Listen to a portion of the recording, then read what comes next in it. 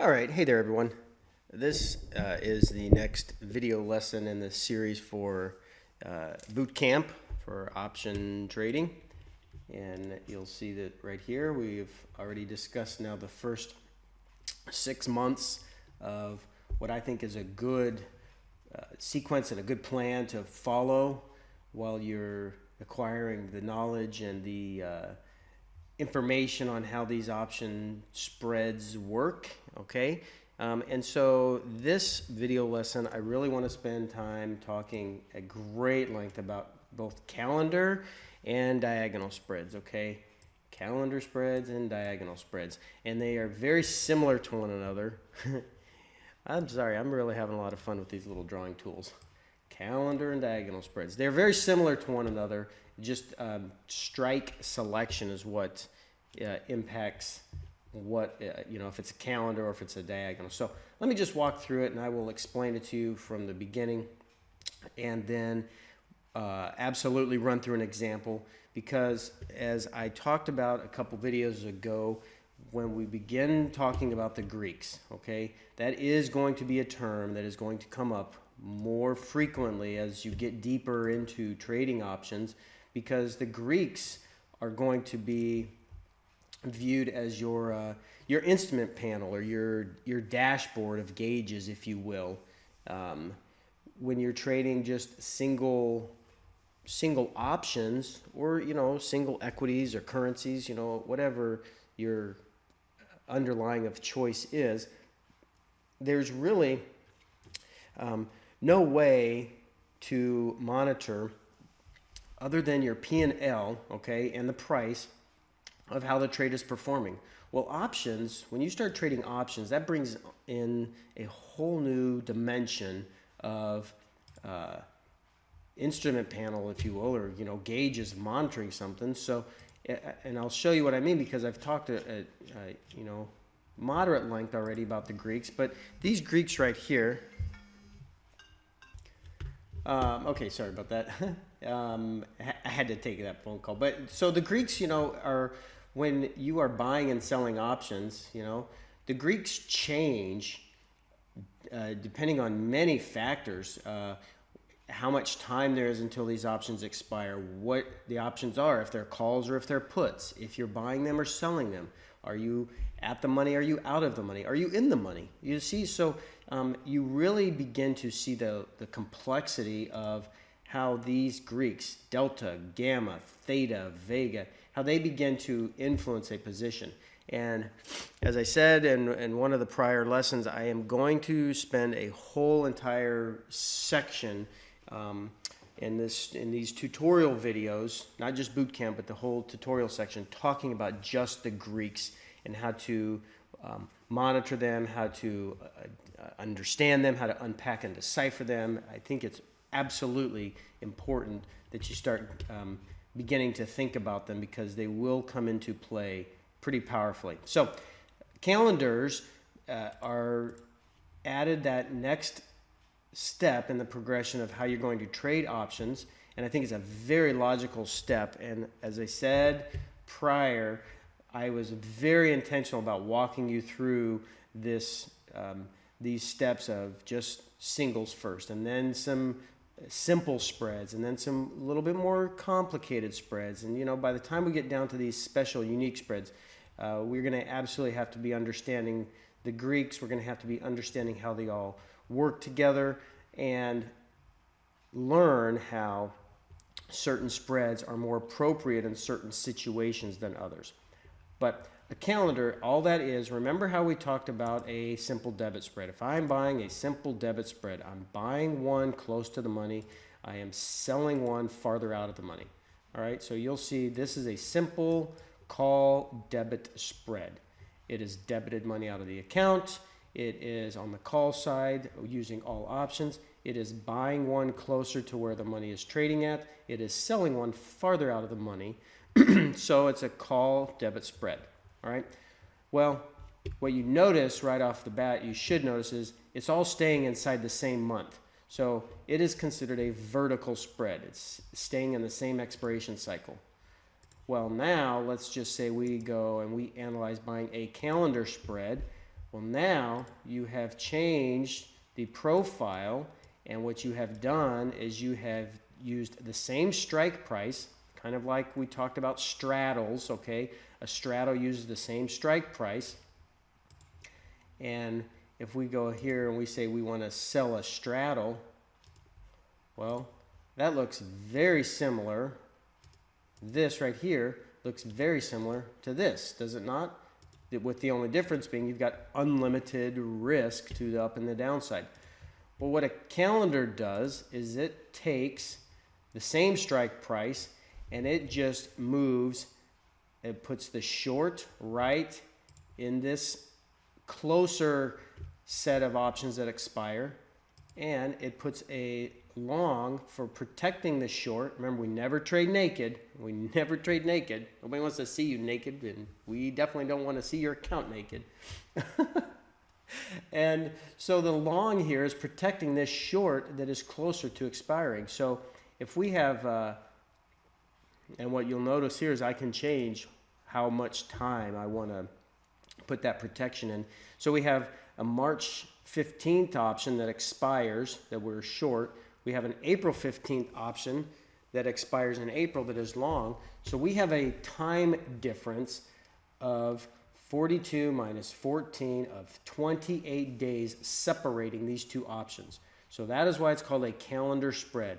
It's a horizontal trade, and if you can just think about, it's taking instead of all staying in the same axis on a vertical spread, well, it's using the horizontal calendar to make a time spread, and so it's either referred to as a horizontal time spread or a calendar spread. And what you'll notice is you get a very similar profile, this side profile to a straddle, with the big exception being you have defined risk. If you obviously sold just a 1230 call, well, that's only one side of an option trade. And if we sell this 1230 call right here, well, we're taking a directional opinion. We're taking a directional bet that we want the market to go down when we sell a call. Right? We absolutely do not want it to go up unless we have long stock protecting it, and then that's a covered call section that there's a whole nother section over in Jim's area about the covered calls. But we absolutely, if we're buying one and we're selling another, this is the risk profile it gives us. Okay, so right off the bat, what you should be noticing, what you should be telling yourself is this works very well when we have that opinion or we have that bias that we want the market, or we want to trade this in an environment when we think the market's just going to go kind of sideways, range bound, not a big directional move one way or the other. We put on a calendar up at the top right here, all right? And if we have put something on here and the market just promptly decides to go fall out of bed and drop down, well, what's going to happen to this trade when we put it on here and it just begins to just directionally drop out of bed? Well, you're going to lose money. And so this is more suited towards those times when you maybe start trading in this area here, and say you put it on right in this area here, and you've identified a range of, I don't know, let's say, what is that, from about 1170 to 1190, and you'll see it for the most part stayed in that range, maybe even a little bit wider. We'll say from, oops, that's not what I wanted, sorry. We'll say from here to here. So what is that? 1150 to 1190. And you'll see that on the Russell right here, obviously the Russell is centered at 1230, so that wouldn't be our strike. But you've got about a 1210 to 1250. You've got about a 40-point wide window in which you want it to stay. So the calendar becomes a very good trade for beginning option traders to start out learning. After you've been practicing on the debit spreads, after you've been practicing on the credit spreads, after you've been practicing on how straddles and strangles operate, both buying and selling them, So the calendar attempts to take several of those moving parts, and now not only are you starting to pay attention to what the Greeks are telling you. Again, we have delta as close to zero as possible because that makes us neutral on price movement, while theta is staying positive, right? Every day that passes, we theoretically make this amount of money.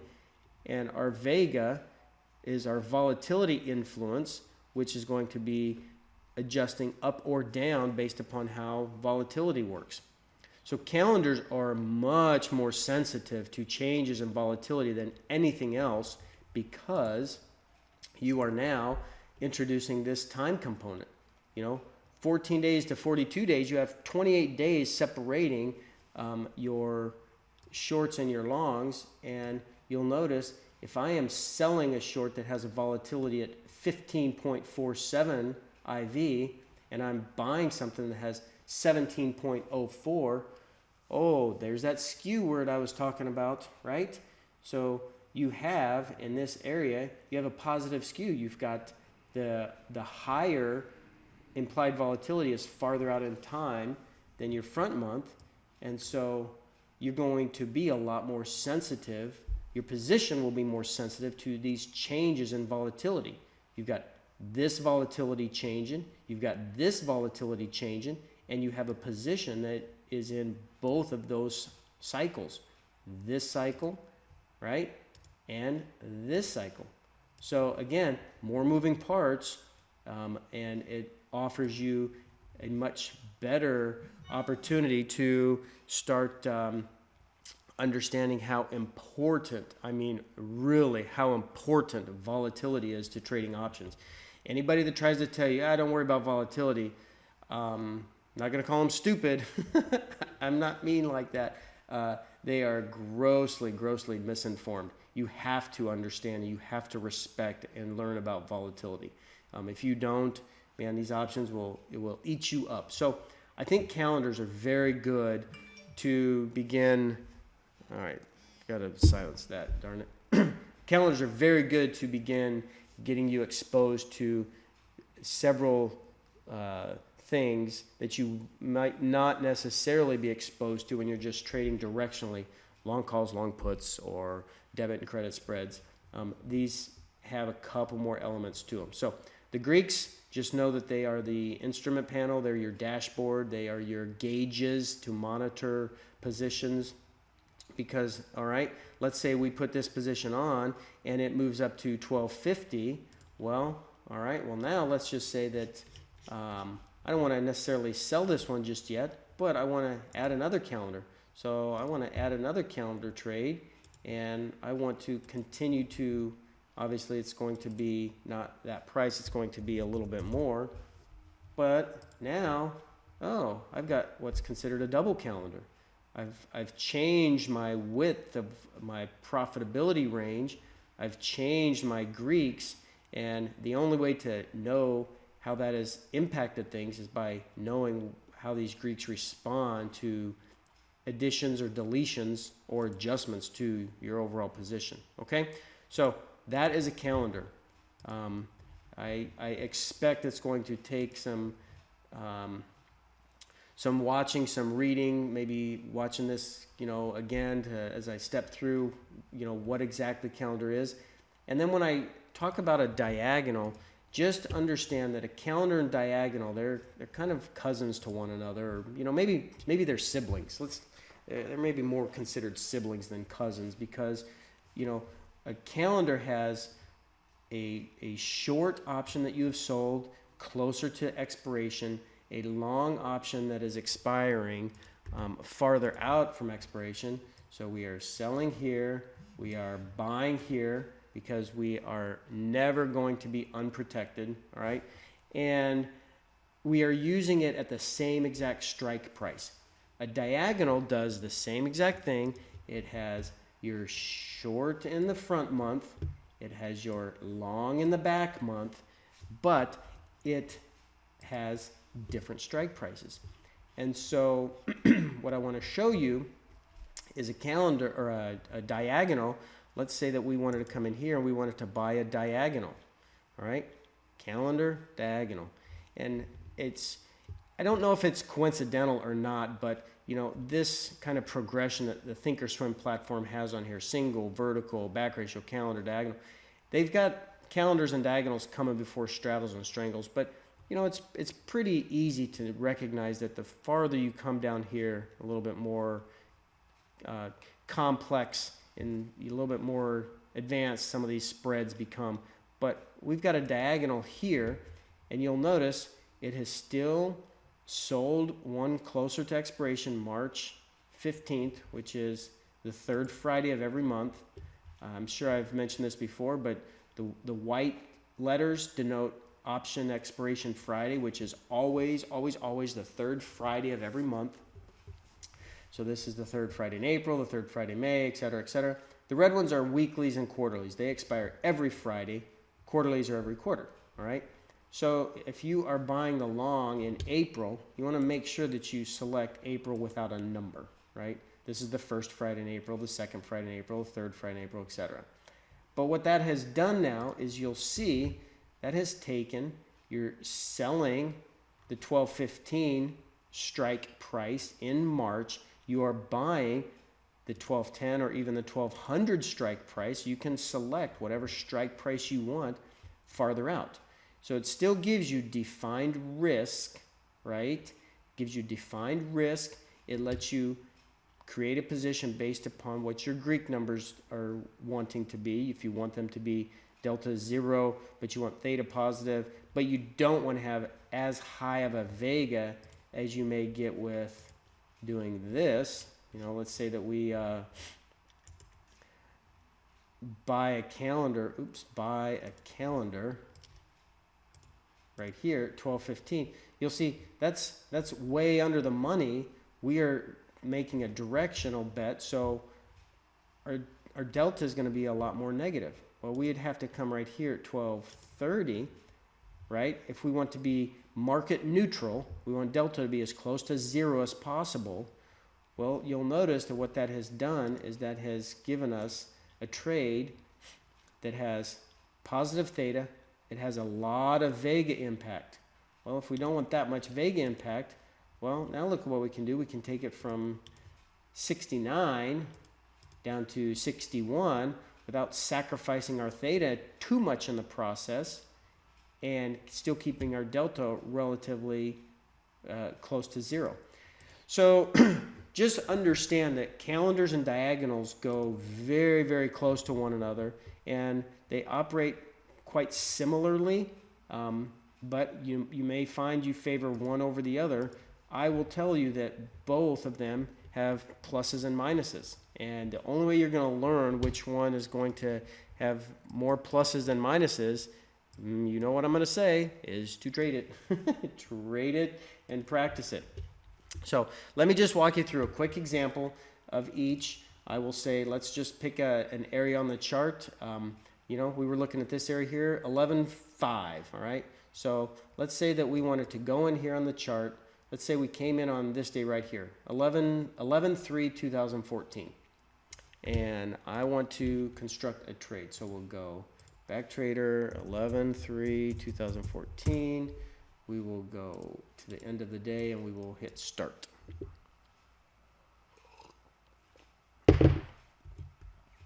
So if you look right here, we will open up the Russell at the end of the day. What was it trading at? It was trading at 1170.40. So on 11/3, we were trading at, it closed at 1170.2. Look up there. And I don't want to look at every 5-point strike, so let me change that to 10. Now again, this is Option View. This is a software that allows me to go and show you back testing.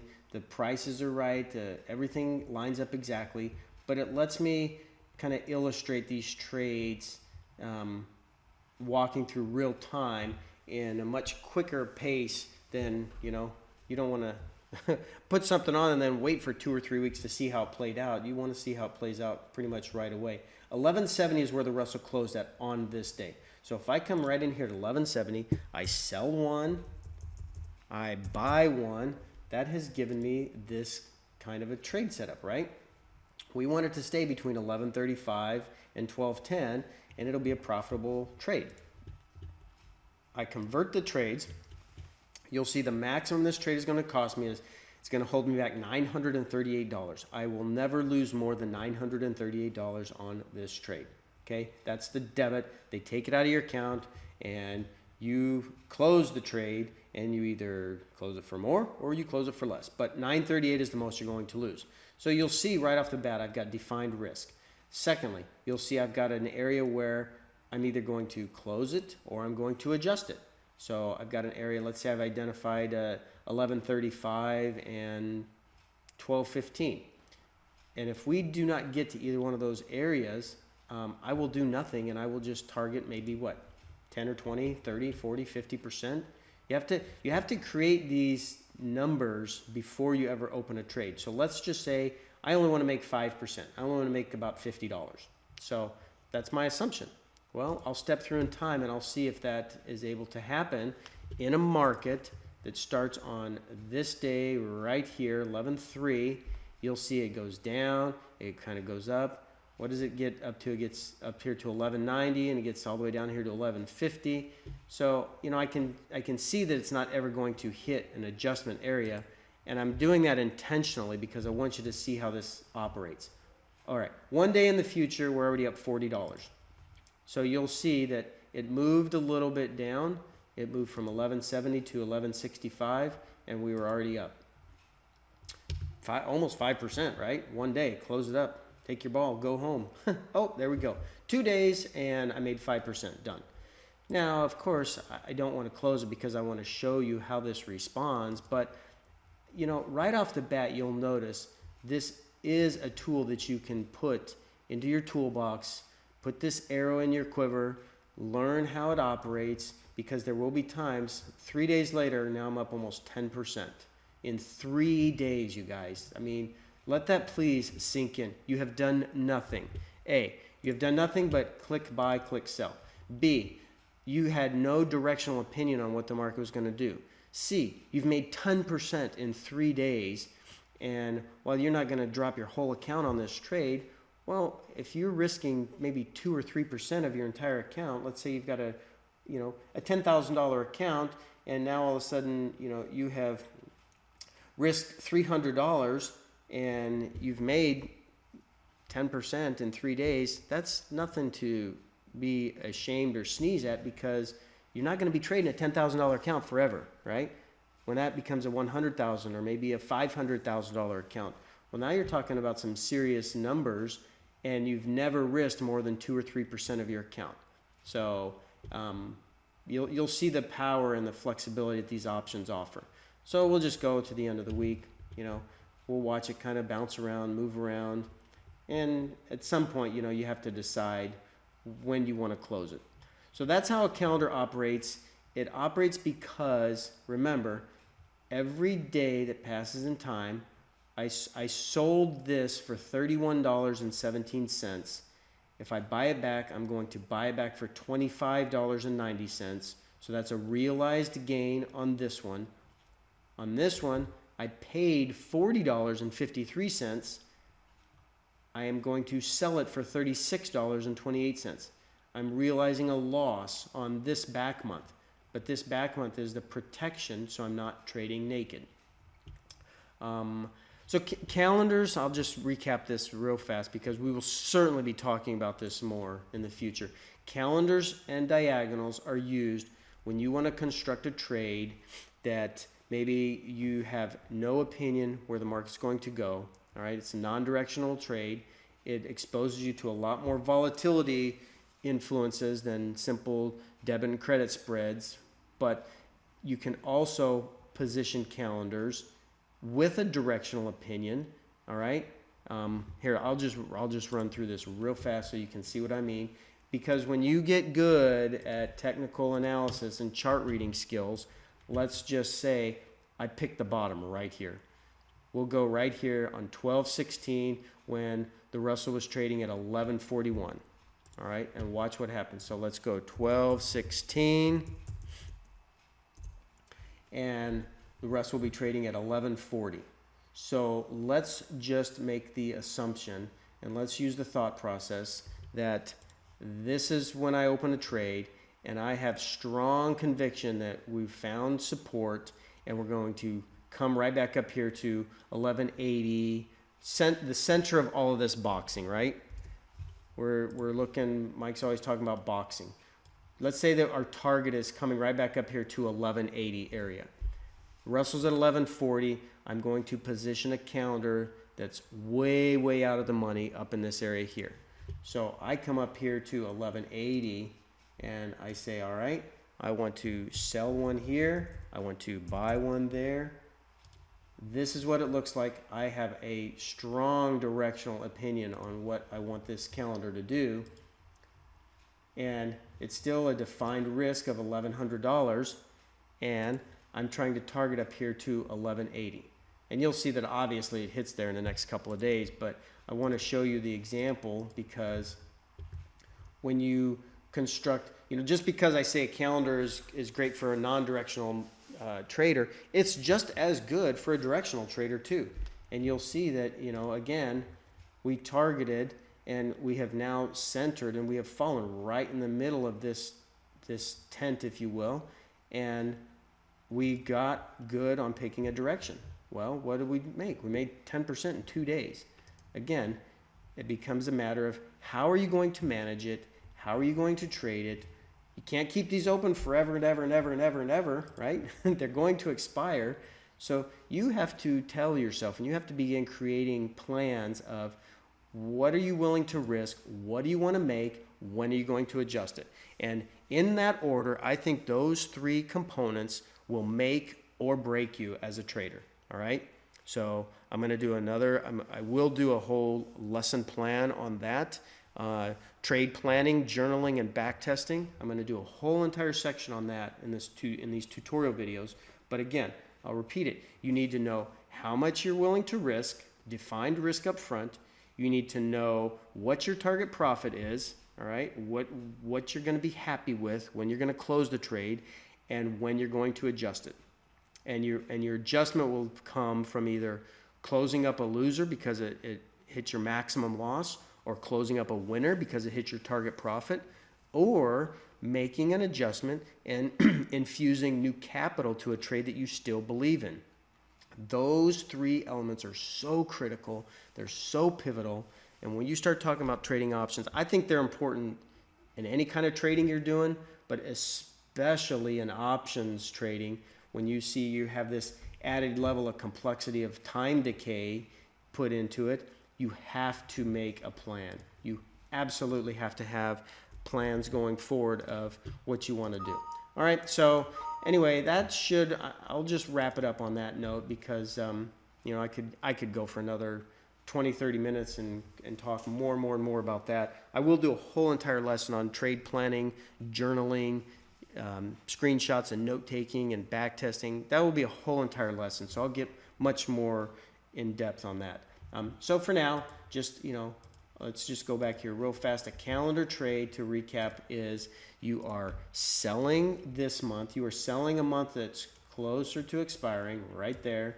You are buying a month for the protection of spreading your risk and spreading your option that has much longer time to expiration.